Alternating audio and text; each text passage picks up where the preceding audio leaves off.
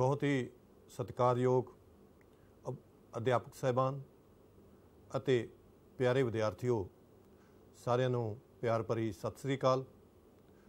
प्यारे विद्यार्थियों, ਅੱਜ ਦੇ ਇਸ ਲੈਕਚਰ ਦਾ ਵਿਸ਼ਾ ਹੈ ਭਾਰਤ ਵਿੱਚ ਉਦਯੋਗਿਕ ਨੀਤੀਆਂ ਅਤੇ ਲਾਇਸੈਂਸਿੰਗ।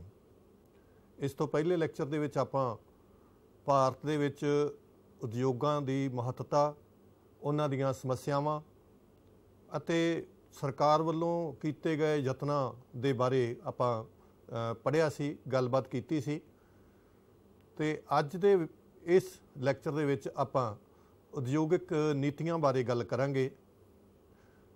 ਦੇਸ਼ ਦੀ ਸਰਕਾਰ ਵੱਲੋਂ ਉਦਯੋਗਾਂ ਦੇ ਵਿਕਾਸ ਲਈ ਕੁਝ ਉਦੇਸ਼ ਪੂਰੇ ਕਰਨ ਦੇ ਲਈ ਜੋ ਉਦੇਸ਼ ਨਿਰਧਾਰਿਤ ਹੁੰਦੇ ਆ ਕਿਸੇ ਵੀ ਸਰਕਾਰ ਦੇ, ਉਹਨਾਂ ਉਦੇਸ਼ਾਂ ਨੂੰ ਪੂਰਾ ਕਰਨ ਦੇ ਲਈ ਉਦਯੋਗਾਂ ਦੇ ਲਈ ਇੱਕ ਨੀਤੀ ਬਣਾਈ ਜਾਂਦੀ ਹੈ। ਸਾਡਾ ਦੇਸ਼ 1947 ਦੇ ਵਿੱਚ ਆਜ਼ਾਦ ਹੋਇਆ। ਉਸ ਸਮੇਂ ਤੋਂ ਲੈ ਕੇ ਵੱਖ-ਵੱਖ ਸਰਕਾਰਾਂ ਵੱਲੋਂ ਉਦਯੋਗਾਂ ਦੇ ਵਿਕਾਸ ਲਈ, ਉਦਯੋਗਾਂ ਦੀ ਮਹੱਤਤਾ ਨੂੰ ਸਮਝਦਿਆਂ ਹੋਇਆਂ ਕਈ ਨੀਤੀਆਂ ਬਣਾਈਆਂ, ਜਿਨ੍ਹਾਂ ਦੇ ਉੱਤੇ ਚੱਲ ਕੇ, ਜਿਨ੍ਹਾਂ ਦੇ ਅਨੁਸਾਰ ਕੰਮ ਕਰਕੇ ਤੇ ਉਦਯੋਗਾਂ ਦਾ ਵਿਕਾਸ ਹੋਇਆ ਤੇ ਦੇਸ਼ ਦੇ ਵਿਕਾਸ ਦੇ ਵਿੱਚ ਉਦਯੋਗਾਂ ਨੇ ਆਪਣਾ ਯੋਗਦਾਨ ਪਾਇਆ। ਉਹ ਕਿਹੜੀਆਂ ਨੀਤੀਆਂ, ਉਹਨਾਂ ਦੇ ਵਿੱਚ ਉਹਨਾਂ ਦੀਆਂ ਕੀ ਵਿਸ਼ੇਸ਼ਤਾਵਾਂ, ਇਹਦੇ ਬਾਰੇ ਆਪਾਂ ਗੱਲਬਾਤ ਕਰਦੇ ਹਾਂ। ਸਭ ਤੋਂ ਪਹਿਲਾਂ ਆਪਾਂ ਗੱਲ ਕਰਦੇ ਹਾਂ ਕਿ ਨੀਤੀ ਹੁੰਦੀ ਕੀ ਆ। ਕੋਈ ਵੀ ਨੀਤੀ ਜਾਂ ਉਦਯੋਗਿਕ ਨੀਤੀ ਕੀ ਹੁੰਦੀ ਹੈ। ਅਜਿਹੇ ਵਿਸ਼ੇਸ਼ ਨਿਯਮ, ਪ੍ਰਕਿਰਿਆਵਾਂ ਅਤੇ ਸਿਧਾਂਤਾਂ ਦਾ ਸਮੂਹ ਜਿਨ੍ਹਾਂ ਦਾ ਨਿਰਮਾਣ ਅਤੇ ਜਿਨ੍ਹਾਂ ਦੀ ਪਾਲਣਾ ਦੇਸ਼ ਦੇ ਉਦਯੋਗੀਕਰਨ ਸੰਬੰਧੀ ਕੁਝ ਵਿਸ਼ੇਸ਼ ਉਦੇਸ਼ਾਂ ਦੀ ਪ੍ਰਾਪਤੀ ਦੇ ਲਈ ਨਿਰਧਾਰਿਤ ਕੀਤੇ ਜਾਂਦੇ ਆ, ਉਹਨਾਂ ਨਿਯਮਾਂ, ਪ੍ਰਕਿਰਿਆਵਾਂ, ਸਿਧਾਂਤਾਂ ਦੇ ਸਮੂਹ ਨੂੰ ਨੀਤੀ ਕਿਹਾ ਜਾਂਦਾ। ਸੋ ਇਹ ਨੀਤੀ ਜਿਹੜੀ ਆ ਉਹ ਸਰਕਾਰ ਵੱਲੋਂ ਕੁਝ ਨਿਯਮ ਬਣਾਏ ਜਾਂਦੇ ਆ, ਪ੍ਰਕਿਰਿਆ ਬਣਾਈ ਜਾਂਦੀ ਆ ਤੇ ਕੁਝ ਸਿਧਾਂਤ ਜਿਹੜੇ ਆ ਉਹ ਨਿਰਧਾਰਿਤ ਕੀਤੇ ਜਾਂਦੇ ਆ, ਜਿਨ੍ਹਾਂ ਦੇ ਅਨੁਸਾਰ ਕੰਮ ਕਰਕੇ ਇਹ ਉਦਯੋਗਾਂ ਦਾ ਜਿਹੜਾ ਉਹ ਵਿਕਾਸ ਅਤੇ ਦੇਸ਼ ਦਾ ਵਿਕਾਸ ਜਿਹੜਾ ਉਹ ਕੀਤਾ ਜਾਂਦਾ। ਸੋ ਇਹ ਉਦਯੋਗਿਕ ਨੀਤੀ ਇੱਕ ਸਿਧਾਂਤਾਂ ਦਾ, ਪ੍ਰਕਿਰਿਆਵਾਂ ਦਾ, ਨਿਯਮਾਂ ਦਾ ਇੱਕ ਸਮੂਹ ਹੈ। ਕਿਸੇ ਵੀ ਨੀਤੀ ਦੇ ਵਿੱਚ ਜਿਹੜੇ ਉਦੇਸ਼ ਉਹ ਨਿਰਧਾਰਿਤ ਕੀਤੇ ਜਾਂਦੇ ਆ।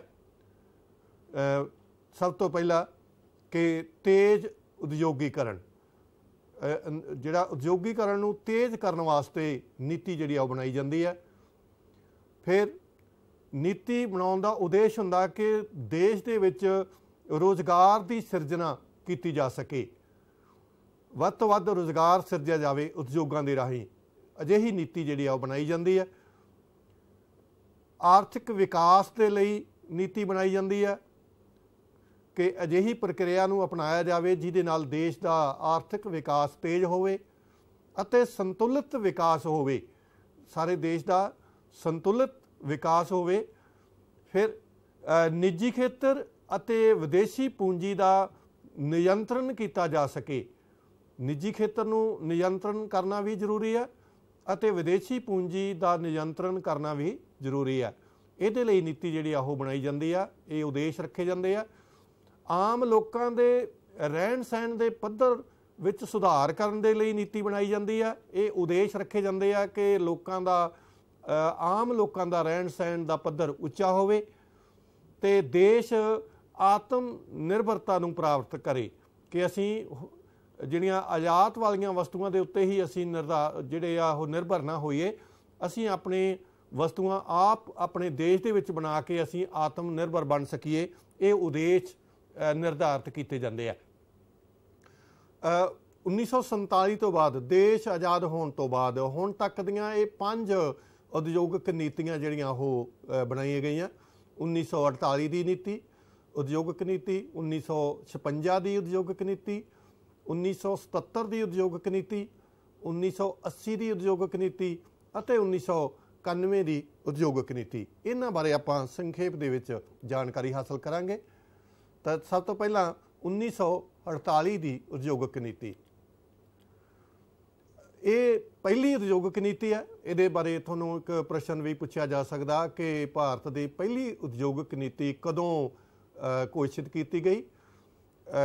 6 ਅਪ੍ਰੈਲ 1948 ਨੂੰ ਉਸ ਸਮੇਂ ਦੇ ਉਦਯੋਗ ਮੰਤਰੀ ਡਾਕਟਰ ਸ਼ਿਆਮਾ ਪ੍ਰਸਾਦ ਮੁਖਰਜੀ ਵੱਲੋਂ ਇਹ ਘੋਸ਼ਿਤ ਕੀਤੀ ਗਈ।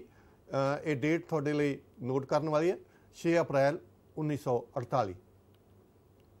ਉਦਯੋਗਿਕ ਵਿਕਾਸ ਲਈ ਮਿਸ਼ਰਤ ਅਰਥ ਵਿਵਸਥਾ ਦੀ ਪ੍ਰਣਾਲੀ ਨੂੰ ਅਪਣਾਇਆ ਗਿਆ। ਇਸ 1948 ਦੇ ਵਿੱਚ ਮਿਸ਼ਰਤ ਅਰਥ ਵਿਵਸਥਾ ਕਿਹੜੀ ਹੁੰਦੀ ਹੈ? ਜਿਹਦੇ ਵਿੱਚ ਸਰਵਜਨਕ ਖੇਤਰ, ਸਰਕਾਰੀ ਖੇਤਰ ਅਤੇ ਨਿੱਜੀ ਖੇਤਰ ਦੋਨੇ ਰਲ ਕੇ ਕੰਮ ਕਰਦੇ ਆ। ਸਾਡੇ ਦੇਸ਼ ਦੇ ਵਿੱਚ ਇਸ ਪ੍ਰਣਾਲੀ ਨੂੰ ਅਪਣਾਇਆ ਗਿਆ। ਇਹਦੇ ਮੁੱਖ ਉਦੇਸ਼ ਕੀ ਸਨ? ਬਰਾਬਰੀ ਅਤੇ ਨਿਆਂਪੂਰਨ ਸਮਾਜਿਕ ਢਾਂਚੇ ਦੀ ਉਸਾਰੀ, ਸਭ ਨੂੰ ਬਰਾਬਰੀ ਹੋਵੇ ਅਤੇ ਨਿਆਂਪੂਰਨ ਸਮਾਜਿਕ ਢਾਂਚਾ ਹੋਵੇ, ਅਮੀਰ ਗਰੀਬ ਸਭ ਜਿਹੜੇ ਆ ਉਹ ਬਰਾਬਰ ਉਹਨਾਂ ਦੇ ਨਾਲ ਵਰਤਾਓ ਹੋਵੇ। ਆਮ ਲੋਕਾਂ ਦਾ ਜੀਵਨ ਪੱਧਰ ਉੱਚਾ ਚੁੱਕਿਆ ਜਾਣਾ ਇਸ ਦਾ ਉਦੇਸ਼ ਸੀਗਾ ਕਿ ਉਦਯੋਗਾਂ ਦੇ ਨਾਲ ਆਮ ਲੋਕਾਂ ਦਾ ਜੀਵਨ ਪੱਧਰ ਜਿਹੜਾ ਉਸ ਨੂੰ ਉੱਚਾ ਚੁੱਕਿਆ ਜਾਵੇ।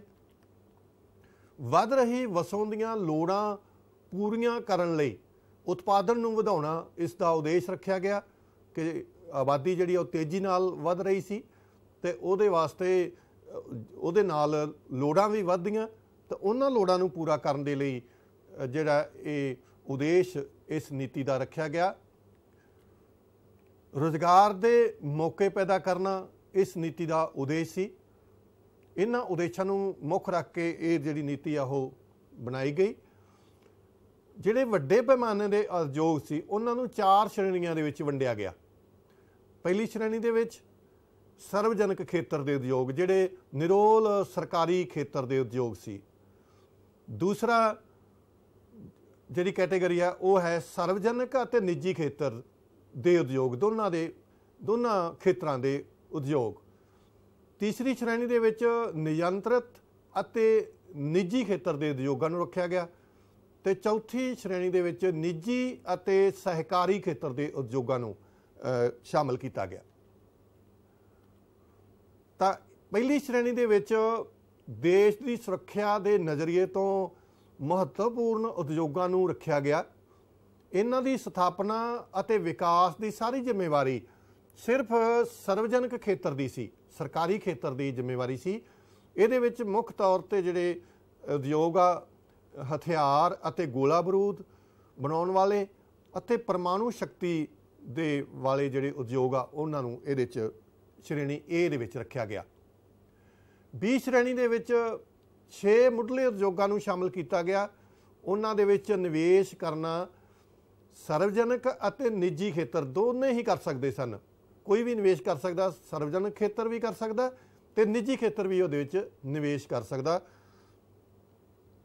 ਅਤੇ ਇਹਦੇ ਵਿੱਚ ਇੱਕ ਸ਼ਰਤ ਜਿਹੜੀ ਰੱਖੀ ਗਈ ਕਿ ਜੇ ਨਿੱਜੀ ਖੇਤਰ ਦੇ ਜਿਹੜੇ ਉਦਯੋਗ ਹੋਣਗੇ, ਜਿਨ੍ਹਾਂ ਨੇ ਨਿੱਜੀ ਖੇਤਰ ਨੇ ਨਿਵੇਸ਼ ਕੀਤਾ ਹੋਵੇਗਾ, ਉਹ 10 ਸਾਲਾਂ ਦੇ ਬਾਅਦ ਉਹਨਾਂ ਦਾ ਰਾਸ਼ਟਰੀਕਰਨ ਕਰ ਦਿੱਤਾ ਜਾਵੇਗਾ, ਮਤਲਬ ਕਿ ਉਹਨਾਂ ਨੂੰ ਸਰਵਜਨਕ ਖੇਤਰ ਦੇ ਵਿੱਚ ਉਹਨਾਂ ਨੂੰ ਲੈ ਆਂਦਾ ਜਾਵੇਗਾ। ਇਹਦੇ ਵਿੱਚ ਉਦਯੋਗ ਸਨ ਕੋਲਾ, ਲੋਹਾ ਅਤੇ ਇਸਪਾਤ, ਹਵਾਈ ਜਹਾਜ਼ ਨਿਰਮਾਣ ਅਤੇ ਸਮੁੰਦਰੀ ਜਹਾਜ਼ ਬਣਾਉਣੇ। ਇਹ ਉਦਯੋਗ ਜਿਹੜੇ ਆ ਇਸ ਬੀ ਸ਼੍ਰੇਣੀ ਦੇ ਵਿੱਚ ਉਦਯੋਗ ਰੱਖੇ ਗਏ ਸੀ। ਅਗਲੀ ਸ਼੍ਰੇਣੀ ਹੈ ਸੀ ਕੈਟੇਗਰੀ। ਇਹਦੇ ਵਿੱਚ 18 ਮਹੱਤਵਪੂਰਨ ਉਦਯੋਗ ਰੱਖੇ ਗਏ ਸੀ ਅਤੇ ਇਹ ਉਦਯੋਗ ਜਿਹੜੇ ਆ ਉਹ ਨਿੱਜੀ ਖੇਤਰ ਦੇ ਅਧੀਨ ਚੱਲ ਰਹੇ ਸੀ, ਪਰ ਜਿਨ੍ਹਾਂ ਦਾ ਵਿਕਾਸ ਅਤੇ ਪ੍ਰਬੰਧ ਸਰਕਾਰ ਦੇ ਕੰਟਰੋਲ ਅਧੀਨ ਅਤੇ ਸਰਕਾਰ ਦੇ ਨਿਯਮਾਂ ਅਨੁਸਾਰ ਹੋਣਾ ਚਾਹੀਦਾ ਸੀ। ਸਰਕਾਰ ਵੱਲੋਂ ਜਿਹੜੇ ਨਿਯਮ ਬਣਾਏ ਜਾਂਦੇ ਆ ਉਹਨਾਂ ਅਨੁਸਾਰ ਹੋਣਾ ਚਾਹੀਦਾ ਸੀ। ਇਹਦੇ ਵਿੱਚ ਕੈਮੀਕਲ ਉਦਯੋਗ, ਚੀਨੀ, ਸੂਤੀ ਅਤੇ ਗਰਮ ਕੱਪੜੇ ਉਦਯੋਗ, ਸੀਮੈਂਟ, ਪੇਪਰ ਉਦਯੋਗ, ਕਾਗਜ਼ ਉਦਯੋਗ, ਇਹ ਉਦਯੋਗ ਇਹਦੇ ਵਿੱਚ ਸ਼ਾਮਿਲ ਸਨ। ਅਗਲੀ ਸ਼੍ਰੇਣੀ ਆ ਡੀ ਸ਼੍ਰੇਣੀ। ਇਹਦੇ ਵਿੱਚ ਇਹ ਬਾਕੀ ਸਾਰੇ ਉਦਯੋਗ ਜਿਹੜੇ ਆ ਉਹ ਨਿੱਜੀ ਉਦਮੀਆਂ ਦੇ ਲਈ ਰੱਖੇ ਗਏ। ਨਿੱਜੀ ਉਦਮੀ ਭਾਵੇਂ ਇਕੱਲਾ ਜਾਂ ਉਹਦੀ ਸਾਂਝੇਦਾਰੀ ਹੋ ਸਕਦੀ ਹੈ, ਤੇ ਸਰਕਾਰ ਸਮੇਂ-ਸਮੇਂ ਤੇ ਇਹਨਾਂ ਵਿੱਚ ਭਾਗ ਵੀ ਲੈ ਸਕਦੀ ਹੈ। ਮਤਲਬ ਕਿ ਸਰਕਾਰ ਵੀ ਇਹਨਾਂ ਵਿੱਚੋਂ ਕੋਈ ਉਦਯੋਗ ਲਾਉਣਾ ਚਾਹਵੇ ਤਾਂ ਉਹ ਲਾ ਸਕਦੀ ਆ। ਤਾਂ ਇਹਦੀਆਂ ਹੋਰ ਵਿਸ਼ੇਸ਼ਤਾਵਾਂ ਇਸ 1948 ਦੀ ਨੀਤੀ ਦੀਆਂ ਕਿ ਛੋਟੇ ਅਤੇ ਘਰੇਲੂ ਉਦਯੋਗਾਂ ਨੂੰ ਦੀ ਮਹੱਤਤਾ ਨੂੰ ਪਛਾਣਿਆ ਗਿਆ ਤੇ ਉਹਨਾਂ ਦਾ ਵਿਕਾਸ ਸਹਿਕਾਰਤਾ ਦੇ ਨਿਯਮਾਂ ਅਨੁਸਾਰ ਕਰਨ ਦਾ ਉਦੇਸ਼ ਜਿਹੜਾ ਉਹ ਰੱਖਿਆ ਗਿਆ ਕਿ ਸਹਿਕਾਰਤਾ ਦੇ ਨਿਯਮਾਂ ਅਨੁਸਾਰ ਉਹਨਾਂ ਦਾ ਵਿਕਾਸ ਕੀਤਾ ਜਾਵੇਗਾ। ਫਿਰ ਮਜ਼ਦੂਰਾਂ ਦੇ ਵਿਚਕਾਰ ਅਤੇ ਪ੍ਰਬੰਧਕਾਂ ਦੇ ਵਿਚਕਾਰ ਜਿਹੜੇ ਸੰਬੰਧ ਸੁਧਾਰਨ ਲਈ ਕਾਨੂੰਨ ਬਣਾਏ ਗਏ ਕਿ ਤਾਂ ਕਿ ਜਿਹੜੀ ਆ ਉਦਯੋਗਿਕ ਸ਼ਾਂਤੀ ਬਣੀ ਰਹੇ, ਮਜ਼ਦੂਰਾਂ ਦਾ ਸ਼ੋਸ਼ਣ ਨਾ ਹੋਵੇ, ਤਾਂ ਇਹਦੇ ਵਾਸਤੇ ਜਿਹੜੇ ਆ ਕਾਨੂੰਨ ਜਿਹੜੇ ਆ ਉਹ ਬਣਾਏ ਤੇ ਤਾਂ ਕਿ ਜਿਹੜੇ ਮਜ਼ਦੂਰ ਵੀ ਆ ਉਹ ਉਤਪਾਦਨ ਦੇ ਵਿੱਚ ਆਪਣਾ ਪੂਰਾ ਯੋਗਦਾਨ ਪਾ ਸਕਣ, ਉਹਨਾਂ ਦਾ ਕੋਈ ਸ਼ੋਸ਼ਣ ਨਾ ਹੋਵੇ। ਤਾਂ ਇਹਦੇ ਵਿੱਚ ਉਦੇਸ਼ ਜਿਹੜੇ ਆ ਰੱਖੇ ਗਏ। ਇਹਦੀ ਵਿਸ਼ੇਸ਼ਤਾ ਸੀ 1948 ਦੀ ਨੀਤੀ ਦੀ। ਫਿਰ ਵਿਦੇਸ਼ੀ ਪੂੰਜੀ ਨੂੰ ਇੱਕ ਸਹਾਰੇ ਵਜੋਂ ਲਿਆ ਗਿਆ ਕਿ ਜੇ ਦੇਸ਼ ਦੇ ਵਿੱਚ ਵਿਕਾਸ ਕਰਨਾ ਤੇ ਸਾਨੂੰ ਵਿਦੇਸ਼ੀ ਪੂੰਜੀ ਦਾ ਸਹਾਰਾ ਵੀ ਲੈਣਾ ਪਵੇਗਾ। ਤਾਂ ਇਹਦੇ ਲਈ ਪਰ ਸਪਸ਼ਟ ਕਰ ਦਿੱਤਾ ਕਿ ਕਿਸੇ ਵੀ ਉਦਮ ਵਿੱਚ ਮਾਲਕੀ ਦਾ ਜ਼ਿਆਦਾ ਹਿੱਸਾ ਅਤੇ ਕੰਟਰੋਲ ਭਾਰਤੀ ਹੱਥਾਂ ਵਿੱਚ ਹੀ ਹੋਵੇਗਾ, ਕਿਉਂਕਿ ਭਾਰਤ ਨੂੰ ਜੋ ਪਹਿਲਾ ਤਜਰਬਾ ਹੋਇਆ ਸੀ ਈਸਟ ਇੰਡੀਆ ਕੰਪਨੀ ਦਾ, ਤਾਂ ਉਹਦੇ ਕਰਕੇ ਜਿਹੜੇ ਆ ਇੱਕ ਪ੍ਰੀਕਾਸ਼ਨਸ ਰੱਖਣੇ ਬਹੁਤ ਜ਼ਰੂਰੀ ਸੀ ਕਿ ਅਜਿਹਾ ਨਾ ਹੋਵੇ ਕਿ ਕੋਈ ਵਿਦੇਸ਼ੀ ਕੰਪਨੀ ਇੱਥੇ ਆਪਣਾ ਨਿਵੇਸ਼ ਕਰਕੇ ਤਾਂ ਫਿਰ ਉਸੇ ਤਰ੍ਹਾਂ ਦੇ ਹਾਲਾਤ ਪੈਦਾ ਕਰ ਦੇਵੇ ਜਿਸ ਤਰ੍ਹਾਂ ਦੇ ਈਸਟ ਇੰਡੀਆ ਕੰਪਨੀ ਨੇ ਕੀਤੇ। ਤਾਂ ਇੱਦਾਂ ਦਾ ਮਤਲਬ ਕਿ ਉਹਨਾਂ ਨੂੰ ਨਿਵੇਸ਼ ਕਰਨ ਦੇ ਅਧਿਕਾਰ ਤਾਂ ਦੇ ਦਿੱਤੇ, ਪਰ ਉਹਨਾਂ ਦੇ ਉੱਤੇ ਮਾਲਕੀ ਦਾ ਜ਼ਿਆਦਾ ਹਿੱਸਾ ਹਿੰਦੁਸਤਾਨ ਦਾ, ਭਾਰਤ ਦਾ ਹੀ ਹੋਵੇਗਾ, ਇਹ ਕਲੀਅਰ ਕੀਤਾ ਗਿਆ। ਤੇ ਇਸ ਨੀਤੀ ਦੇ ਵਿੱਚ ਦੇਸ਼ ਦੇ ਉਦਯੋਗੀਕਰਨ ਦੇ ਲਈ ਜਿਹੜਾ ਮੁੱਢਲਾ ਢਾਂਚਾ ਹੈਗਾ, ਆਧਾਰਭੂਤ ਢਾਂਚੇ ਦੇ ਵਿਕਾਸ ਉੱਪਰ ਵੀ ਵਿਸ਼ੇਸ਼ ਧਿਆਨ ਦਿੱਤਾ ਗਿਆ। ਕੋਈ ਵੀ ਜਿਹੜਾ ਉਦਯੋਗੀਕਰਨ ਜੇ ਅਸੀਂ ਕਰਨਾ ਜਾਂ ਵਿਕਾਸ ਕਰਨਾ ਤੇ ਸਾਨੂੰ ਆਧਾਰਭੂਤ ਢਾਂਚੇ ਦੀ ਵਿਕਾਸ ਦੀ ਲੋੜ ਆ। ਇਹਦੇ 'ਚ ਕਿਹੜੀਆਂ ਚੀਜ਼ਾਂ ਆ ਜਾਂਦੀਆਂ? ਇਹਦੇ 'ਚ ਸੜਕਾਂ ਆ ਜਾਂਦੀਆਂ, ਪੁਲ, ਸੰਚਾਰ ਦੇ ਸਾਧਨ ਤੇ ਰੇਲਵੇ, ਆਵਾਜਾਈ ਦੇ ਸਾਧਨ ਸਾਰੇ ਜਿਹੜੇ ਆ, ਇਹ ਸਾਰੇ ਇਹਦੇ ਵਿੱਚ ਆਧਾਰ, ਬਿਜਲੀ ਹੈ, ਸ਼ਕਤੀ ਦੇ ਸਾਧਨ ਜੇ ਆ। ਉਦਯੋਗ ਕਾਹਦੇ ਨਾਲ ਚੱਲਣਗੇ ਜੇ ਸ਼ਕਤੀ ਨਹੀਂ ਹੋਵੇਗੀ? ਤਾਂ ਇਹ ਆਧਾਰਭੂਤ ਢਾਂਚਾ ਮਜ਼ਬੂਤ ਕਰਨ ਦੇ ਲਈ ਜਿਹੜਾ ਉਹ ਵਿਸ਼ੇਸ਼ ਧਿਆਨ ਦਿੱਤਾ ਗਿਆ ਇਸ ਨੀਤੀ ਦੇ ਵਿੱਚ। ਤੇ ਇਸ ਨੀਤੀ ਦੇ ਅੰਤਰਗਤ ਸਖਤ ਵਿਦੇਸ਼ੀ ਵਪਾਰ ਨੀਤੀ ਅਪਣਾਈ ਗਈ। ਇਹਦੇ ਤੋਂ ਦਾ ਮਤਲਬ ਇਹਦਾ ਉਦੇਸ਼ ਕੀ ਸੀ ਕਿ ਭਾਰਤੀ ਉਦਯੋਗਾਂ ਨੂੰ ਜਿਹੜੀ ਉਹ ਸੁਰੱਖਿਆ ਪ੍ਰਦਾਨ ਕੀਤੀ ਜਾਵੇ। ਸਖਤ ਵਿਦੇਸ਼ੀ ਵਪਾਰ ਨੀਤੀ, ਉਹਦੇ ਅਨੁਸਾਰ ਜਿਹੜੀਆਂ ਵਿਦੇਸ਼ਾਂ ਤੋਂ ਵਸਤੂਆਂ ਆਯਾਤ ਕੀਤੀਆਂ ਜਾਣੀਆਂ ਸਨ ਉਹਨਾਂ ਦੇ ਉੱਤੇ ਉੱਚੀ ਦਰ ਦਾ ਆਯਾਤ ਕਰ ਜਿਹੜਾ ਉਹ ਲਗਾਇਆ ਗਿਆ ਤਾਂ ਕਿ ਜਿਹੜੇ ਆਯਾਤ ਨੂੰ ਉਤਸ਼ਾਹ ਨਾ ਮਿਲੇ ਤੇ ਸਾਡੇ ਜਿਹੜਾ ਦੇਸ਼ ਦਾ ਸਮਾਨ ਹੈਗਾ ਉਹੀ ਦੇਸ਼ ਦੇ ਵਿੱਚ ਵਰਤਿਆ ਜਾਵੇ, ਆਯਾਤ ਨਾ ਜ਼ਿਆਦਾ ਕੀਤਾ ਜਾਵੇ। ਤਾਂ ਇਸ ਲਈ ਸਖਤ ਵਿਦੇਸ਼ੀ ਵਪਾਰ ਨੀਤੀ ਜਿਹੜੀ ਆ ਉਹ ਆਯਾਤ ਕਰ ਉੱਚੇ ਲਗਾਏ ਗਏ ਤਾਂ ਕਿ ਦੇਸ਼ ਦੇ ਵਿੱਚ ਬਾਹਰੋਂ ਜਿਹੜਾ ਉਹ ਆਯਾਤ ਘੱਟ ਤੋਂ ਘੱਟ ਉਹ ਕੀਤਾ ਜਾਵੇ। ਉਸ ਤੋਂ ਬਾਅਦ ਅਗਲੀ ਨੀਤੀ ਜਿਹੜੀ ਉਹ ਆ ਜਾਂਦੀ ਆ। ਇਹ ਹੁਣ ਤੱਕ ਆਪਾਂ ਜਿਹੜਾ ਪੜ੍ਹਿਆ ਉਹ 1948 ਦੀ ਨੀਤੀ ਸੀ। ਅਗਲੀ ਨੀਤੀ ਜਿਹੜੀ ਆ 1956 ਦੀ ਉਦਯੋਗਿਕ ਨੀਤੀ ਆ। ਇਹਦੇ ਵਿੱਚ ਇਹ ਜਿਹੜੀ ਨੀਤੀ ਸੀ ਇਹਦਾ ਨਿਰਮਾਣ ਜਿਹੜਾ ਇੱਕ 1956 ਦੇ ਵਿੱਚ ਕੀਤਾ ਗਿਆ। ਜਿਹੜੀ ਪਹਿਲੀ ਨੀਤੀ ਸੀ 1948 ਦੇ ਵਿੱਚ ਉਹਨੂੰ 8 ਸਾਲ ਬੀਤ ਚੁੱਕੇ ਸਨ, 8 ਸਾਲ ਉਹਨੂੰ ਹੋ ਚੁੱਕੇ ਸਨ ਪਹਿਲੀ ਨੀਤੀ ਨੂੰ, ਤੇ ਦੇਸ਼ ਦੇ ਵਿੱਚ ਬਹੁਤ ਸਾਰੇ ਪਰਿਵਰਤਨ ਹੋ ਚੁੱਕੇ ਸੀ। ਉਸੇ ਸਮੇਂ ਦੌਰਾਨ ਸਾਨੂੰ ਪਤਾ ਕਿ ਭਾਰਤ ਦੇ ਵਿੱਚ ਸੰਵਿਧਾਨ ਜਿਹੜਾ ਉਹ ਪਾਸ ਹੋ ਚੁੱਕਿਆ, ਲਾਗੂ ਹੋ ਚੁੱਕਿਆ ਸੀ 1948 ਤੋਂ ਬਾਅਦ ਹੀ। ਫਿਰ ਮੌਲਿਕ ਅਧਿਕਾਰ ਤੇ ਰਾਜ ਦੇ ਨਿਰਦੇਸ਼ਕ ਸਿਧਾਂਤ ਜਿਹੜੇ ਉਹ ਬਣਾਏ ਗਏ, ਜਿਹੜੇ ਸੰਵਿਧਾਨ ਦੇ ਵਿੱਚ ਲਾਗੂ ਕੀਤੇ ਗਏ।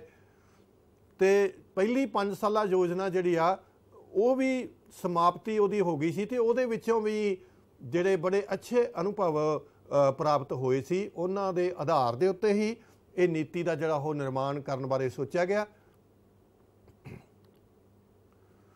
ਤਾਂ ਦੇਸ਼ ਦੀ ਸਮਾਜਿਕ ਅਤੇ ਆਰਥਿਕ ਨੀਤੀ ਦਾ ਮੁੱਖ ਉਦੇਸ਼ ਕੀ ਸੀਗਾ? ਸਮਾਜ ਦਾ ਸਮਾਜਵਾਦੀ ਢਾਂਚਾ ਅਪਣਾਉਣਾ ਇਹ ਫੈਸਲਾ ਕੀਤਾ ਗਿਆ ਕਿ ਸਮਾਜ ਦਾ ਸਮਾਜਵਾਦੀ ਢਾਂਚੇ ਜਿਹੜੇ ਉਹ ਪ੍ਰਣਾਲੀਆਂ ਹੈਗੀਆਂ, ਸਮਾਜਵਾਦੀ ਪ੍ਰਣਾਲੀ ਹੁੰਦੀ ਆ, ਇੱਕ ਪੂੰਜੀਵਾਦੀ ਪ੍ਰਣਾਲੀ ਹੁੰਦੀ ਆ, ਮਿਸ਼ਰਤ ਅਰਥ ਵਿਵਸਥਾ। ਤਾਂ ਸਮਾਜਵਾਦੀ ਜਿਹੜੀ ਢਾਂਚਾ ਹੁੰਦਾ ਉਹਦੇ ਵਿੱਚ ਜਿਹੜੇ ਸਾਡੇ ਸਾਧਨ ਹੈਗੇ ਆ ਉਤਪਾਦਨ ਦੇ, ਉਹਨਾਂ ਦੇ ਉੱਤੇ ਸਰਕਾਰ ਦੀ ਜਿਹੜੀ ਆ ਉਹ ਮਾਲਕੀ ਵਧੇਰੇ ਹੁੰਦੀ ਹੈ। ਤੇ ਜਿਹੜਾ ਪੂੰਜੀਵਾਦੀ ਹੁੰਦਾ ਢਾਂਚਾ, ਉਹਦੇ ਵਿੱਚ ਨਿੱਜੀ ਖੇਤਰ ਦੀ ਜਿਹੜੀ ਆ ਉਹ ਸਾਧਨਾਂ ਦੇ ਉੱਤੇ ਮਾਲਕੀ ਹੁੰਦੀ ਹੈ। ਤਾਂ ਇਹਦੇ ਵਿੱਚ ਕੀ ਫੈਸਲਾ ਕੀਤਾ ਗਿਆ ਕਿ ਜਿਹੜਾ ਸਮਾਜਵਾਦੀ ਢਾਂਚਾ ਉਹ ਅਪਣਾਇਆ ਜਾਵੇਗਾ। ਉਦਯੋਗਿਕ ਨੀਤੀ ਦੇ ਲਈ ਵਿਸ਼ੇਸ਼ ਕਰ ਬੁਨਿਆਦੀ ਅਤੇ ਭਾਰੀ ਉਦਯੋਗਾਂ ਦੇ ਵਿਕਾਸ ਨੂੰ ਉਤੇਜਿਤ ਕਰਨ ਦੀ ਲੋੜ ਨੂੰ ਅਨੁਭਵ ਕੀਤਾ ਗਿਆ ਕਿ ਜੇ ਅਸੀਂ ਦੇਸ਼ ਦੀ ਉਦਯੋਗਿਕ ਉન્નਤੀ ਕਰਨੀ ਆ ਤਾਂ ਸਾਨੂੰ ਜਿਹੜੇ ਮੁੱਢਲੇ ਉਦਯੋਗ ਆ, ਭਾਰੀ ਉਦਯੋਗ ਆ, ਜਿਹੜੇ ਮਸ਼ੀਨਾਂ ਤਿਆਰ ਕਰਦੇ ਆ, ਉਹਨਾਂ ਦੇ ਵਿਕਾਸ ਨੂੰ ਤੇਜ਼ ਕਰਨਾ ਪਵੇਗਾ। ਇਹ ਅਨੁਭਵ ਕੀਤਾ ਗਿਆ, ਇਹ ਲੋੜ ਮਹਿਸੂਸ ਕੀਤੀ ਗਈ। ਸਰਵਜਨਕ ਖੇਤਰ ਨੂੰ ਵਧਾਉਣ ਅਤੇ ਇੱਕ ਵਿਸ਼ਾਲ ਵਿਸਤ੍ਰਿਤ ਸਹਿਯੋਗੀ ਖੇਤਰ ਦਾ ਨਿਰਮਾਣ ਕਰਨ ਦੀ ਵੀ ਲੋੜ ਮਹਿਸੂਸ ਹੋਈ। ਸਰਵਜਨਕ ਖੇਤਰ ਤਾਂ ਸਰਕਾਰੀ ਖੇਤਰ ਹੋ ਗਿਆ, ਤੇ ਜਿਹੜਾ ਸਹਿਯੋਗੀ ਖੇਤਰ ਆ ਉਹ ਨਿੱਜੀ ਖੇਤਰ ਨੂੰ ਵੀ ਵਧਾਉਣ ਦੇ ਲਈ ਜਿਹੜੀ ਆ ਉਹ ਲੋੜ ਅਨੁਭਵ ਕੀਤੀ ਗਈ। ਇਹਨਾਂ ਪਰਿਵਰਤਨਾਂ ਨੂੰ ਧਿਆਨ ਵਿੱਚ ਰੱਖਦਿਆਂ 1956 ਦੇ ਵਿੱਚ ਨਵੀਂ ਉਦਯੋਗਿਕ ਨੀਤੀ ਦਾ ਐਲਾਨ ਕੀਤਾ ਗਿਆ। ਉਦਯੋਗਿਕ ਨੀਤੀ ਤੇ ਜਿਹੜੀ ਇਹ ਬਣਾਈ ਗਈ ਆ, ਉਹਦਾ ਮੁੱਖ ਉਦੇਸ਼ ਆਰਥਿਕ ਵਿਕਾਸ ਦੀ ਗਤੀ ਨੂੰ ਤੇਜ਼ ਕਰਨਾ ਸੀ। ਭਾਰੀ ਅਤੇ ਮਸ਼ੀਨਾਂ ਬਣਾਉਣ ਵਾਲੇ ਉਦਯੋਗਾਂ ਨੂੰ ਵਿਕਸਿਤ ਕਰਨਾ ਉਦੇਸ਼ ਸੀ, ਜਿਵੇਂ ਆਪਾਂ ਪਹਿਲਾਂ ਵੀ ਕਿਹਾ, ਕਿਉਂਕਿ ਕੋਈ ਜੇ ਉਦੇਸ਼ ਸਾਡਾ ਜੇ ਵਿਕਾਸ ਕਰਨਾ ਹੈ ਤੇਜ਼ੀ ਨਾਲ, ਤੇ ਸਾਨੂੰ ਇਹ ਜਿਹੜੇ ਮੁੱਢਲੇ ਤੇ ਭਾਰੀ ਉਦਯੋਗ, ਮਸ਼ੀਨਾਂ ਬਣਾਉਣ ਵਾਲੇ ਉਦਯੋਗ ਆ, ਉਹਨਾਂ ਦਾ ਵਿਕਾਸ ਦੀ ਬਹੁਤ ਲੋੜ ਹੈ। ਫਿਰ ਅਗਲਾ ਉਦੇਸ਼ ਰੱਖਿਆ ਗਿਆ ਕਿ ਆਮਦਨ ਅਤੇ ਧਨ ਦੀ ਅਸਮਾਨਤਾ ਨੂੰ ਘੱਟ ਕੀਤਾ ਜਾਵੇ, ਕਿਉਂਕਿ ਜਿਹੜੇ ਅਮੀਰ ਤੇ ਗਰੀਬ ਦਾ ਜਿਹੜਾ ਪਾੜਾ ਵਧੇਰੇ ਹੋ ਰਿਹਾ ਸੀ, ਉਸ ਨੂੰ ਘੱਟ ਜਿਹੜਾ ਉਹ ਕੀਤਾ ਜਾਵੇ। ਅਮੀਰ ਤੇ ਗਰੀਬ ਦੇ ਪਾੜੇ ਨੂੰ, ਫਰਕ ਨੂੰ ਮਿਟਾਇਆ ਜਾਵੇ। ਉਹਨਾਂ ਦੇ ਆਮਦਨ ਦੇ ਵਿੱਚ ਜੋ ਫਰਕ ਆ ਉਸ ਨੂੰ ਘੱਟ ਤੋਂ ਘੱਟ ਕੀਤਾ ਜਾਵੇ। ਏਕਾਧਿਕਾਰ ਅਤੇ ਆਰਥਿਕ ਸ਼ਕਤੀ ਦੇ ਕੇਂਦਰੀਕਰਨ ਨੂੰ ਰੋਕਣਾ, ਏਕਾਧਿਕਾਰ ਜਿਹੜਾ ਉਦਯੋਗਾਂ ਦਾ ਹੋ ਰਿਹਾ ਸੀਗਾ ਉਸ ਨੂੰ ਰੋਕਣਾ, ਤੇ ਆਰਥਿਕ ਸ਼ਕਤੀਆਂ ਦਾ ਜਿਹੜਾ ਇੱਕ ਕੇਂਦਰੀਕਰਨ ਹੋ ਰਿਹਾ ਸੀ ਉਸ ਨੂੰ ਰੋਕਣ ਵਾਸਤੇ ਇਹ ਉਦੇਸ਼ ਜਿਹੜੇ ਉਹ ਰੱਖੇ ਗਏ ਆ। ਇਹਦੇ ਨਾਲ ਕੀ ਹੋਵੇਗਾ ਕਿ ਜੇ ਉਦਯੋਗਾਂ ਦਾ ਵਿਕਾਸ ਹੋਵੇਗਾ ਤੇ ਰੁਜ਼ਗਾਰ ਵਧੇਗਾ, ਲੋਕਾਂ ਦਾ ਜਿਹੜਾ ਜੀਵਨ ਪੱਧਰ ਆ ਉਹ ਉੱਚਾ ਹੋਵੇਗਾ।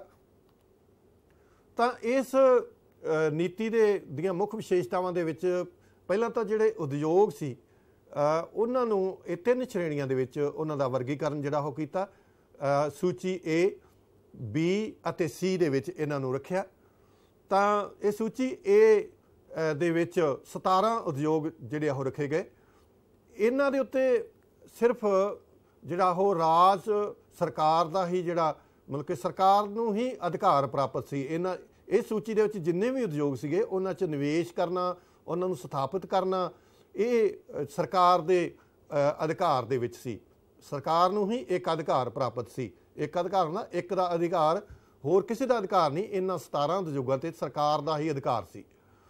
ਇਹਦੇ ਵਿੱਚ ਕਿਹੜੇ ਉਦਯੋਗ ਸ਼ਾਮਲ ਸੀ? ਯੁੱਧ ਦਾ ਸਮਾਨ ਬਣਾਉਣ ਵਾਲੇ, ਅਣੂਸ਼ਕਤੀ, ਲੋਹਾ ਅਤੇ ਇਸਪਾਤ, ਭਾਰੀ ਮਸ਼ੀਨਰੀ, ਭਾਰੀ ਬਿਜਲੀ ਦਾ ਸਮਾਨ, ਖਣਿਜ ਤੇਲ, ਕੋਇਲਾ, ਹਵਾਈ ਜਹਾਜ਼, ਰੇਲਵੇ, ਸਮੁੰਦਰੀ ਜਹਾਜ਼, ਟੈਲੀਫੋਨ, ਬੇਤਾਰ ਜਿਹੜੇ ਕਾਰਡਲੈਸ, ਤਾਰ ਤੋਂ ਰਹਿਤ, ਬੇਤਾਰ ਦੇ ਉਦਯੋਗ ਅਤੇ ਤਾਂਬੇ, ਸ਼ੀਸ਼ਾ ਅਤੇ ਜਿਸਤ ਦੀਆਂ ਖਾਣਾ ਆਦਿ ਇਹਦੇ ਵਿੱਚ 17 ਉਦਯੋਗ ਜਿਹੜੇ ਉਹ ਸ਼ਾਮਲ ਕੀਤੇ ਗਏ ਸੀਗੇ। ਸ਼ੈਡਿਊਲ B ਦੇ ਵਿੱਚ, ਸੂਚੀ B ਦੇ ਵਿੱਚ 12 ਉਦਯੋਗ ਰੱਖੇ ਗਏ ਸੀ 1956 ਦੀ ਨੀਤੀ ਦੇ ਵਿੱਚ। ਤੇ ਮਾਲਕੀਅਤ ਦਾ ਵੱਧ ਤੋਂ ਵੱਧ ਅਧਿਕਾਰ ਸਰਕਾਰ ਦੇ ਹੱਥਾਂ ਵਿੱਚ ਹੀ ਸੀ।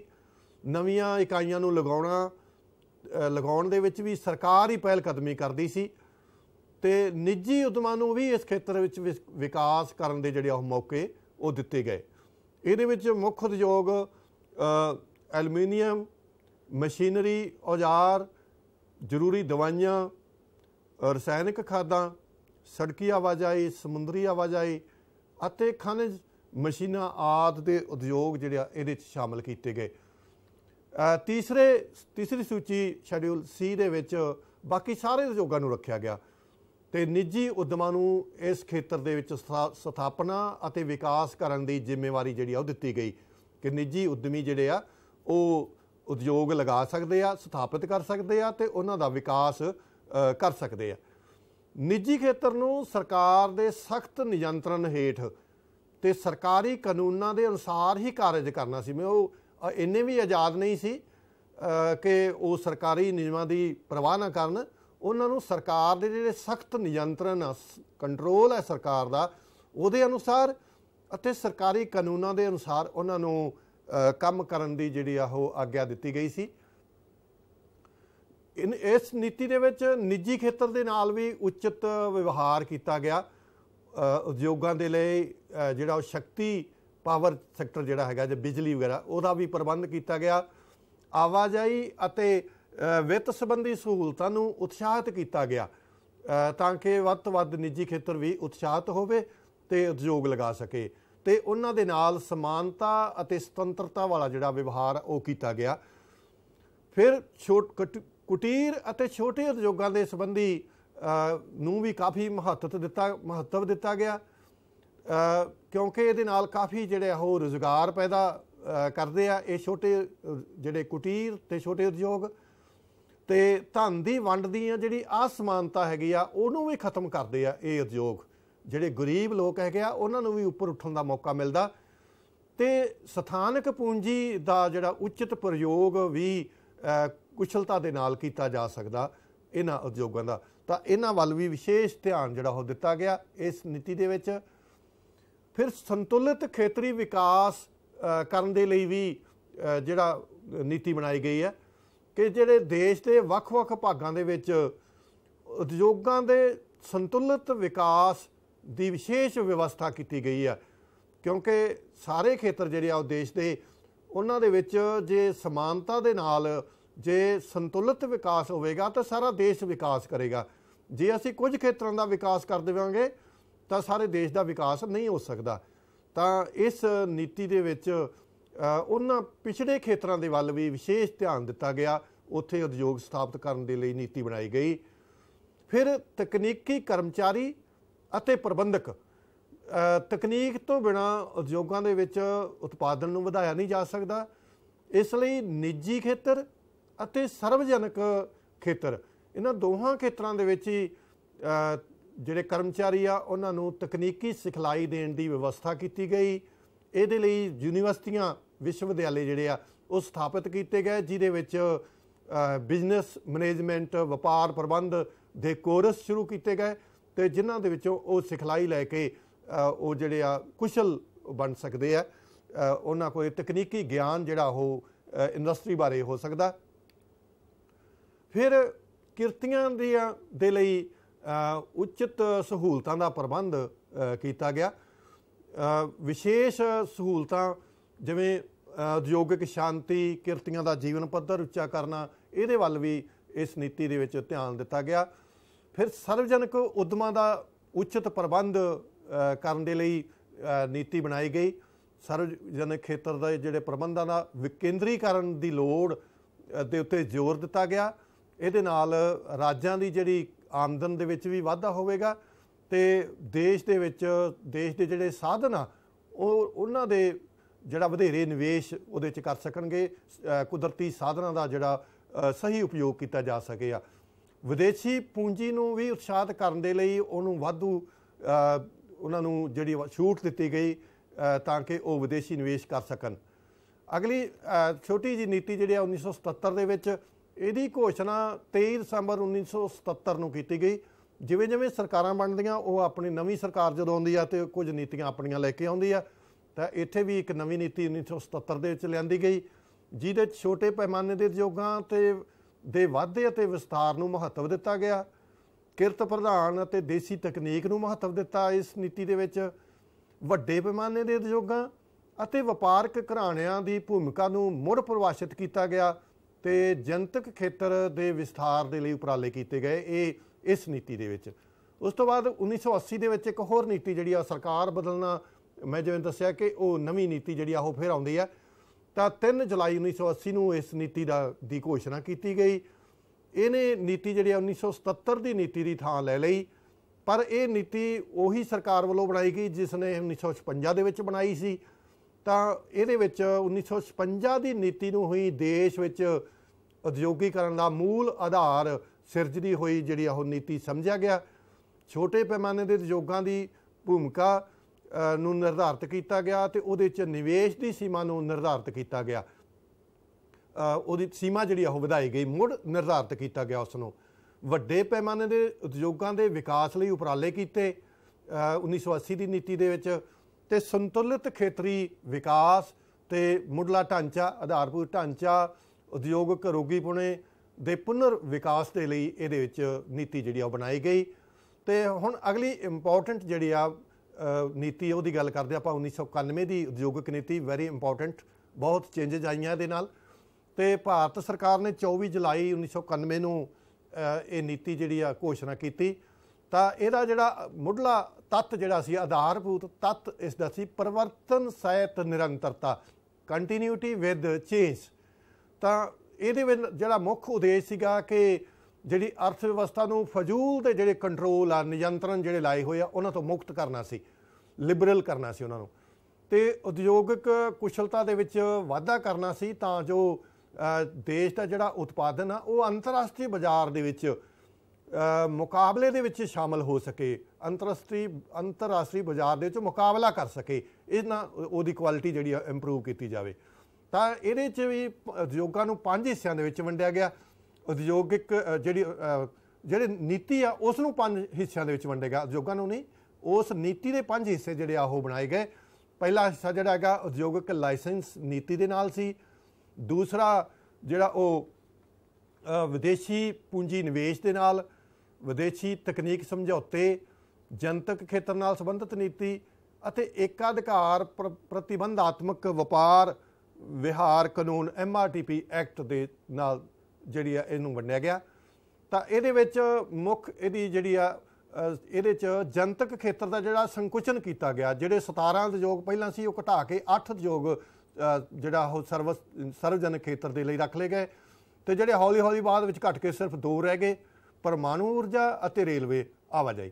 ਤੇ ਇਹਦੇ 'ਚ ਸਰਕਾਰੀ ਉਪਕਰਮਾਂ ਨੂੰ ਹੁਣ ਤੱਕ ਜਿਹੜੇ ਸੁਰੱਖਿਅਤ ਰੱਖੇ ਗਏ ਸੀ ਉਹਨਾਂ ਨੂੰ ਹੌਲੀ ਹੌਲੀ ਨਿੱਜੀ ਖੇਤਰ ਦੇ ਲਈ ਉਹਨਾਂ ਨੂੰ ਖੋਲ੍ਹ ਦਿੱਤਾ ਗਿਆ।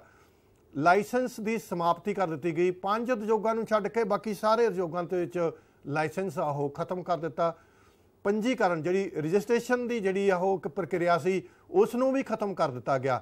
ਰਜਿਸਟ੍ਰੇਸ਼ਨ ਕਰਵਾਉਣੀ ਨਹੀਂ ਪਵੇਗੀ, ਸਿਰਫ ਜੇ ਨਵੀਆਂ ਪ੍ਰਯੋਜਨਾਵਾਂ ਕੋਈ ਸਮਰੱਥਾ ਵਧਾਉਣੀ ਆ, ਸਿਰਫ ਸੂਚਨਾ ਦੇਣੀ ਸੀ ਉਹਦੇ ਵਾਸਤੇ। ਵਿਦੇਸ਼ੀ ਜਿਹੜੀ ਆ FDI ਦੀ ਜਿਹੜੀ ਆ 100% ਵਿਦੇਸ਼ੀ ਪ੍ਰਤੱਖ ਨਿਵੇਸ਼ ਦੀ ਜਿਹੜੀ ਆ ਉਹ ਆਗਿਆ ਦੇ ਦਿੱਤੀ ਗਈ। ਜਿਵੇਂ ਘਰੇਲੂ ਏਅਰਲਾਈਨਸ, ਟੈਲੀਕਾਮ ਸੇਵਾਵਾਂ, FM ਰੇਡੀਓਜ਼, ਬ੍ਰੌਡਕਾਸਟਿੰਗ, FDI ਜਿਹੜੀ ਆ ਉਹਦੀ ਆਗਿਆ ਜਿਹੜੀ ਆ ਉਹ ਦਿੱਤੀ ਗਈ। ਤੇ ਕਾਨੂੰਨ ਜਿਹੜਾ ਉਹ ਫੇਰਾ ਕਾਨੂੰਨ ਸੀ ਉਸ ਨੂੰ FERA ਨੂੰ FEM ਦੇ ਵਿੱਚ ਬਦਲ ਦਿੱਤਾ। ਸਿਰਫ ਪ੍ਰਬੰਧਕ ਜਿਹੜਾ ਨਿਯੰਤਰਣ ਸੀ ਉਸ ਨੂੰ ਸਿਰਫ ਪ੍ਰਬੰਧਕ ਦੇ ਤੌਰ ਦੇ ਉੱਤੇ ਇਹਨੂੰ ਕਾਨੂੰਨ ਬਣਾ ਦਿੱਤਾ। ਲਘੂ ਪੈਮਾਨੇ ਦੇ ਉਦਯੋਗ ਸੀ ਉਹਨਾਂ ਨੂੰ ਜਿਹੜੀ ਉੱਚ ਪ੍ਰਾਥਮਿਕਤਾ ਜਿਹੜੀ ਉਹ ਪਹਿਲ ਦਿੱਤੀ ਗਈ, ਤੇ ਪੂੰਜੀ ਦੇ ਪ੍ਰਵਾਹ ਦੇ ਵਿੱਚ ਪ੍ਰਬੰਧਕੀ ਕੌਸ਼ਲ ਅਤੇ ਤਕਨੀਕੀ ਜਾਣਕਾਰੀ ਵਧਾਉਣ ਦੇ ਉਦੇਸ਼ ਨਾਲ ਜਿਹੜੇ ਵੱਡੇ ਉਦਮਾਂ ਨੂੰ ਲਘੂ ਜਿਹੜੇ ਛੋਟੇ ਉਦਯੋਗਾਂ ਦੇ ਵਿੱਚ ਸੀਗਾ ਉਹਨਾਂ ਨੂੰ ਵੀ ਨਿਵੇਸ਼ ਕਰਨ ਦੀ ਜਿਹੜੀ ਆਗਿਆ ਦੇ ਦਿੱਤੀ ਗਈ। ਘਾਟੇ ਵਾਲੇ ਜਿਹੜੇ ਸਰਕਾਰੀ ਉਦਯੋਗ ਸੀ ਉਹਨਾਂ ਦੀ ਜਾਂਚ ਲਈ ਇੱਕ ਉਦਯੋਗਿਕ ਅਤੇ ਵਿੱਤੀ ਪੁਨਰ ਨਿਰਮਾਣ ਬੋਰਡ ਬਣਾਇਆ ਗਿਆ, ਜਿਹੜਾ ਉਹਨਾਂ ਬਿਮਾਰ ਇਕਾਈਆਂ ਦੀ ਜਿਹੜੀ ਉਹ ਜਾਂਚ ਕਰੇਗਾ ਤੇ ਉਹਨਾਂ ਦੇ ਲਈ ਜਿਹੜੀ ਯੋਜਨਾ ਬਣਾਵੇਗਾ ਤਾਂ ਕਿ ਉਹਨਾਂ ਦਾ ਜਿਹੜਾ ਉਸ ਦਾ ਪੁਨਰ ਜਿਹੜਾ ਨਿਰਮਾਣ ਉਹਨਾਂ ਦਾ ਕੀਤਾ ਜਾ ਸਕੇ। ਉਦਯੋਗਾਂ ਦੀ ਸਥਾਪਨਾ ਜਿਹੜੀ ਆ ਉਹ 10 ਲੱਖ ਤੱਕ ਦੇ ਜਿਹੜੇ ਆਬਾਦੀ ਵਾਲੇ ਆ ਉਹਨਾਂ ਤੋਂ ਸਰਕਾਰ ਤੋਂ ਕੋਈ ਜਿਹੜੀ ਆ ਉਹ ਮਨਜ਼ੂਰੀ ਲੈਣ ਦੀ ਲੋੜ ਨਹੀਂ, ਸਿਰਫ ਉਹਨਾਂ ਉਦਯੋਗਾਂ ਨੂੰ ਛੱਡ ਕੇ ਜਿਨ੍ਹਾਂ ਦੇ ਲਾਇਸੈਂਸ ਜ਼ਰੂਰੀ ਆ। ਤੇ ਜਿਹੜੇ 10 ਲੱਖ ਤੋਂ ਵੱਧ ਆਬਾਦੀ ਵਾਲੇ ਆ ਉਹਨਾਂ ਤੋਂ 25 ਕਿਲੋਮੀਟਰ ਦੂਰ ਜਿਹੜੇ ਆ ਉਹ ਉਦਯੋਗ ਜਿਹੜੇ ਆ ਉਹ ਲਗਾਏ ਜਾ ਸਕਦੇ ਆ, ਪਰ ਉਹ ਪ੍ਰਦੂਸ਼ਣਕਾਰੀ ਨਾ ਹੋਣ। ਤਾਂ ਪ੍ਰਸ਼ਾਸਨਿਕ ਕਾਬੂ ਤੋਂ ਛੋਟ ਦਿੱਤੀ ਗਈ ਆ ਇਸ ਨੀਤੀ ਦੇ ਅਨੁਸਾਰ। ਏਕਾਧਿਕਾਰ ਕਾਨੂੰਨ ਤੋਂ ਵੀ ਛੋਟ ਜਿਹੜੀ ਆ ਉਹ ਨਿਵੇਸ਼ ਦੀ ਸੀਮਾ ਜਿਹੜੀ ਆ ਉਹ ਖਤਮ ਕਰ ਦਿੱਤੀ ਗਈ ਤੇ ਜਿਹੜੀਆਂ ਵੱਡੀਆਂ ਕੰਪਨੀਆਂ ਤੇ ਉਦਯੋਗਿਕ ਘਰਾਣਿਆਂ ਨੂੰ ਉਦਯੋਗਾਂ ਦੇ ਵਿਸਥਾਰ ਅਤੇ ਨਵੇਂ ਉਦਯੋਗ ਖੋਲ੍ਹਣ, ਕੰਪਨੀਆਂ ਖਰੀਦਣ ਤੇ ਏਕਾਧਿਕਾਰ ਸਥਾਪਿਤ ਕਰਨ ਦੇ ਵਿੱਚ ਕੋਈ ਰੁਕਾਵਟ ਜਿਹੜੀ ਆ ਉਹ ਨਹੀਂ, ਉਹਨਾਂ ਨੂੰ ਇਜਾਜ਼ਤ ਜਿਹੜੀ ਆ ਉਹ ਦੇ ਦਿੱਤੀ ਗਈ। ਆਯਾਤ ਦੀਆਂ ਸੁਵਿਧਾਵਾਂ ਜਿਹੜੀਆਂ ਉਹ ਦਿੱਤੀਆਂ ਗਈਆਂ। ਤਾਂ ਅਗਲੀ ਆਪਾਂ ਗੱਲ ਕਰਦੇ ਹਾਂ ਉਦਯੋਗਿਕ ਲਾਇਸੈਂਸਿੰਗ ਦੀ ਸੰਖੇਪ ਦੇ ਵਿੱਚ ਕਿ ਇਹ ਜਿਹੜੀ 1951 ਦਾ ਜਿਹੜਾ ਐਕਟ ਸੀ ਉਹਦੇ ਵਿੱਚ ਉਦਯੋਗਾਂ ਨੂੰ ਨਿਯੰਤਰਣ ਕਰਨ ਲਈ ਇੱਕ ਲਾਇਸੈਂਸ ਪ੍ਰਣਾਲੀ ਜਿਹੜੀ ਆ ਉਹ ਬਣਾਈ ਗਈ। ਤਾਂ ਲਾਇਸੈਂਸ ਕੀ ਹੁੰਦਾ? ਲਾਇਸੈਂਸ ਇੱਕ ਲਿਖਤ ਮਨਜ਼ੂਰੀ ਜਿਹੜਾ ਉਦਮੀ ਸਰਕਾਰ ਤੋਂ ਪ੍ਰਾਪਤ ਕਰਦੇ ਆ ਤੇ ਵਸਤੂ ਦੇ ਉਤਪਾਦਨ ਕਰਨ ਦੀ ਮਨਜ਼ੂਰੀ ਉਹਨਾਂ ਨੂੰ ਮਿਲਦੀ ਆ। ਇਹਦੇ 'ਚ ਕੁਝ ਗੱਲਾਂ ਹੁੰਦੀਆਂ ਸ਼ਾਮਲ ਹੁੰਦੀਆਂ, ਜਿਵੇਂ ਉਦਯੋਗਿਕ ਇਕਾਈ ਨੂੰ ਸਥਾਪਿਤ ਕਰਨ ਦਾ ਸਥਾਨ, ਵਸਤੂ ਦਾ ਨਾਮ, ਉਤਪਾਦਨ ਦੀ ਸਮਰੱਥਾ ਦੀ ਸੀਮਾ, ਨਵੇਂ ਉਤਪਾਦ ਬਣਾਉਣ ਲਈ ਇਹ ਸਾਰੇ ਲਾਇਸੈਂਸ ਲੈਣ ਦੀ ਇਹ ਲੋੜ ਸੀ। 1951 ਦੇ ਵਿੱਚ ਬਣਾਇਆ ਗਿਆ ਸੀ ਇਸ ਨੂੰ। ਮਹੱਤਵਪੂਰਨ ਵਿਸਥਾਰ ਕਰਨ ਦੇ ਲਈ ਜੇ 25% ਤੋਂ ਵਧੇਰੇ ਵਿਸਥਾਰ ਕਰਨਾ ਤਾਂ ਲਾਇਸੈਂਸ ਲੈਣਾ ਪਵੇਗਾ। ਸਥਾਨੀਕਰਨ ਲਈ ਜਿਵੇਂ ਇੱਕ ਥਾਂ ਤੋਂ ਦੂਜੇ ਥਾਂ 'ਤੇ ਜਾਣ ਲਈ ਲਾਇਸੈਂਸ ਲੈਣਾ ਪਵੇਗਾ। ਤਾਂ ਇਹਦੇ ਉਦੇਸ਼ ਕੀ ਸੀਗਾ ਕਿ ਜਿਹੜੇ 5 ਸਾਲਾ ਯੋਜਨਾਵਾਂ ਦੇ ਵਿੱਚ ਜਿਹੜੇ ਉਦੇਸ਼ ਨਿਰਧਾਰਿਤ ਕੀਤੇ ਉਹਨਾਂ ਨੂੰ ਪ੍ਰਾਪਤ ਕੀਤਾ ਜਾ ਸਕੇ, ਛੋਟੇ ਉਦਯੋਗਾਂ ਦਾ ਵਿਕਾਸ ਕੀਤਾ ਜਾ ਸਕੇ ਤੇ ਦੇਸ਼ ਦੇ ਵੱਖ-ਵੱਖ ਖੇਤਰਾਂ ਦੇ ਵਿਚਾਲੇ ਸੰਤੁਲਿਤ ਵਿਕਾਸ ਜਿਹੜਾ ਹੋ ਸਕੇ। ਜਗ੍ਹਾ ਨਿਸ਼ਚਿਤ ਕਰਨ ਵਾਸਤੇ ਲਾਇਸੈਂਸ ਲੈਣਾ ਜ਼ਰੂਰੀ ਆ ਕਿ ਕਿਸ ਜਗ੍ਹਾ ਦੇ ਉੱਤੇ ਜਿਹੜਾ ਉਦਯੋਗ ਲਗਾਇਆ ਜਾਵੇਗਾ। ਤਕਨੀਕ ਵਿੱਚ ਸੁਧਾਰ ਜੋ ਉਤਪਾਦਨ ਦੇ ਦੌਰਾਨ ਵਰਤੇ ਜਾਣੇ ਆ ਉਹਨਾਂ ਦੇ ਲਈ ਲਾਇਸੈਂਸ ਲੈਣ ਵਾਸਤੇ ਤੇ ਉਦਮੀਆਂ ਨੂੰ ਨਵੇਂ ਉਦਯੋਗ ਬਣਾਉਣ ਦੇ ਲਈ ਉਤਸ਼ਾਹਿਤ ਕਰਨ ਦੇ ਲਈ ਜਿਹੜੇ ਉਹ ਲਾਇਸੈਂਸ ਲੈਣ ਵਾਸਤੇ ਇਹ ਜਿਹੜੇ ਆ ਉਹ ਨੀਤੀ ਬਣਾਈ ਗਈ। ਤੇ ਉਹਦੀ ਪ੍ਰਕਿਰਿਆ ਕੀ ਹੈ ਕਿ ਲਾਇਸੈਂਸ ਲੈਣ ਵਾਸਤੇ ਜਿਹੜਾ ਉਦਮੀ ਆ ਉਸ ਨੂੰ ਸਿਰਫ ਇੱਕ ਅਰਜ਼ੀ ਦੇਣੀ ਹੋਵੇਗੀ ਤੇ ਸਰਕਾਰੀ ਕਰਮਚਾਰੀ ਉਸ ਅਰਜ਼ੀ ਦੇ ਜਿਹੜੀ ਉਹ ਜਾਂਚ ਕਰਦੇ ਆ। ਤੇ ਜੇ ਉਹ ਇਹ ਪਾਇਆ ਜਾਵੇ ਕਿ ਉਦਯੋਗਿਕ ਇਕਾਈ ਜਨ ਸਮਾਜ ਦੇ ਹਿੱਤ ਵਿੱਚ ਆ ਤੇ ਸਾਰੀਆਂ ਸ਼ਰਤਾਂ ਪੂਰੀਆਂ ਕਰਦੀ ਆ ਤਾਂ ਲਾਇਸੈਂਸ ਜਾਰੀ ਕਰ ਦਿੱਤਾ ਜਾਂਦਾ। ਤੇ ਜੇਕਰ ਉਹ ਉਦਮੀ ਸੰਬੰਧਿਤ ਸ਼ਰਤਾਂ ਨੂੰ ਪੂਰਾ ਨਾ ਕਰਦਾ ਹੋਵੇ ਤਾਂ ਲਾਇਸੈਂਸ ਜੇ ਦਿੱਤਾ ਹੋਵੇ ਤਾਂ ਉਹ ਰੱਦ ਵੀ ਕੀਤਾ ਜਾ ਸਕਦਾ। ਸੋ ਇਹ ਜਿਹੜਾ ਉਹ ਅੱਜ ਦੇ ਇਸ ਟੌਪਿਕ ਦੇ ਵਿੱਚ ਆਪਾਂ ਵੱਖ-ਵੱਖ ਜਿਹੜੀਆਂ ਉਦਯੋਗਾਂ ਦੀਆਂ ਨੀਤੀਆਂ ਦੇ ਬਾਰੇ ਪੜ੍ਹਿਆ ਅਤੇ ਉਦਯੋਗਿਕ ਲਾਇਸੈਂਸ ਬਾਰੇ ਆਪਾਂ ਨੇ ਜਾਣਕਾਰੀ ਹਾਸਲ ਕੀਤੀ ਹੈ। ਉਮੀਦ ਹੈ ਕਿ ਤੁਸੀਂ ਇਸ ਨੂੰ ਚੰਗੀ ਤਰ੍ਹਾਂ ਸਮਝ ਲਿਆ ਹੋਵੇਗਾ। ਬਹੁਤ ਬਹੁਤ ਧੰਨਵਾਦ।